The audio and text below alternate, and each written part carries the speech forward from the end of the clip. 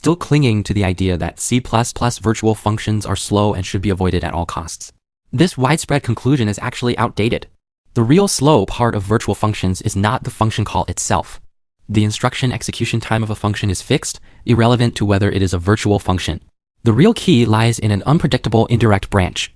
As we all know, the essence of a virtual function call is, first, find the table through the virtual table pointer in the object, then retrieve the function address from the table, and finally perform an indirect jump.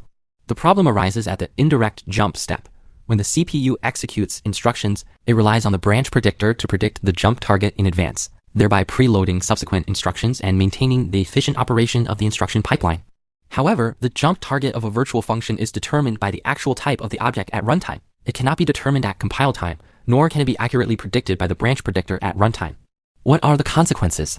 Branch prediction fails, the CPU's instruction pipeline is forcibly flushed, and it is necessary to refetch, decode, and execute instructions from the target address. This is the core source of the overhead of virtual functions. But note the key point.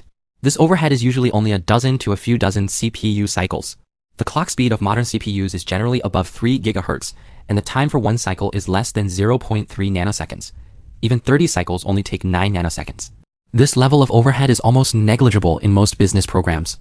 In most programs, the real culprits of slowness are actually cache misses, inefficient memory access patterns, and data dependencies of branches, so virtual functions are not slow.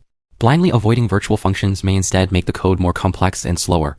Only in extreme performance-sensitive scenarios should we targetedly optimize data and branches. This is the rational choice after understanding the underlying mechanism of C++.